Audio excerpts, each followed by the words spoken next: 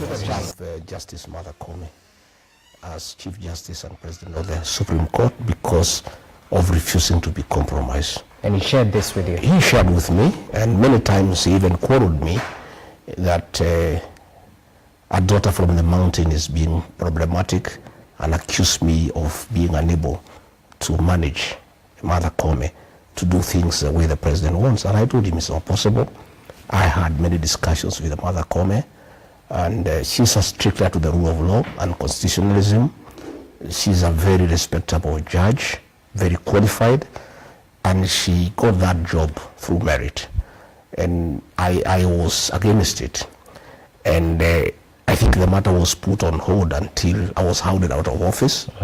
And the matter now has been put in top gear, not just to remove Mortha Koome as a Chief Justice and President of the Supreme Court, but to remove the entire bench of the Supreme Court. And I must tell the people of Kenya that we must be very careful, because the president warns and pronounced himself before me many times that as president he needs to manage the electoral cycle from the IBC all the way to the Supreme Court. And many times he indicated his desire to have the entire bench replaced so that he can put in place a bench that will do what he wants. And that is very dangerous for the country, because if he puts a bench that he wants to manage the conflict, if any, after the elections, the people of Kenya will not accept it. And what is happening is very simple. The president has the numbers in the Judicial Service Commission. So any proceedings against Justice Mortha Koome and the 7 judges and the other 6 judges will just be a kangaroo court. It will just be like what happened to me in the Senate and the National Assembly. It will be predetermined. The president will thereafter set up a tribunal himself, and he will determine the outcome. So what we are looking at, I'm not just defending Justice Mortha Koome. It's the entire bench of the Supreme Court.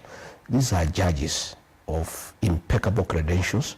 These are judges with proven track record. These are judges who have made monumental decisions in accordance with the rule of law and the Constitution for the benefit of the Republic. And if the president has his way, bulldozes through the Judicial Service Commission, where he has the numbers, these judges will not get any justice. It will be a kangaroo type of thing. And then they'll give a recommendation to the president to set up a tribunal to try them. And the outcome is predetermined.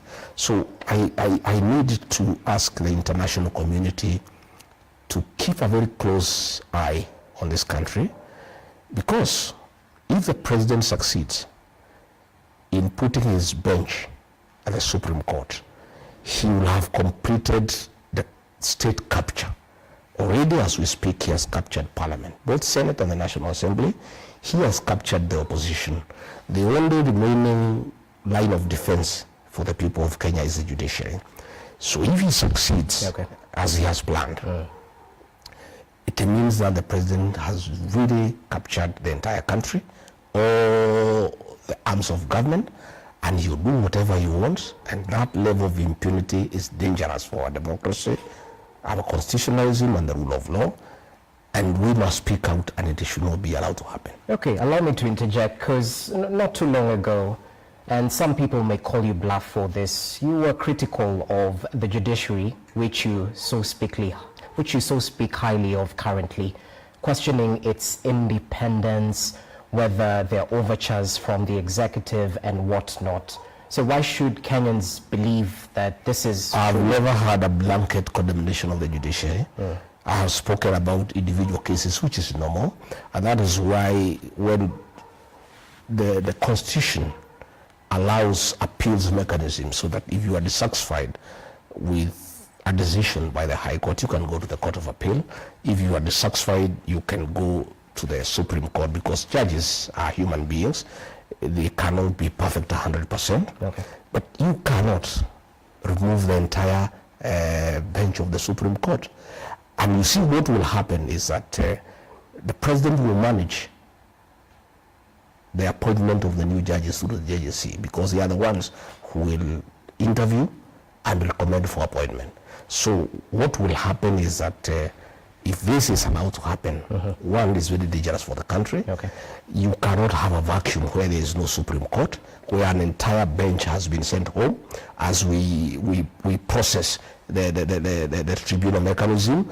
Again, the danger is there because he has pronounced himself, and I have told you, he did in my presence, that we must have a Supreme Court that we control. In fact, he told me, once you are president, it is very irresponsible for you to lose an election. Okay. You must control the election from IBC all the way to the Supreme Court. And the president is determined, and I know him. And this was a private conversation. Oh, yeah. Okay. But I must tell the people of Kenya, because in fact, initially I thought it's a joke.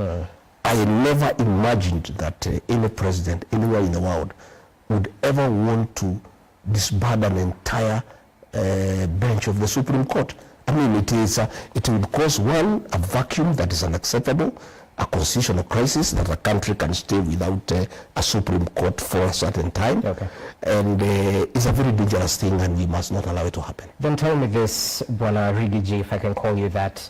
Allow me to quote you verbatim, because while in Meru, you said this: we are telling you, if you dare plan to chase Mortha Koome, stay in Nairobi and do not step in Meru again. That's just a quote from your statements, and to some people this is a threat. This is incitement of the many people against the head of state. It is not a threat, it's not incitement.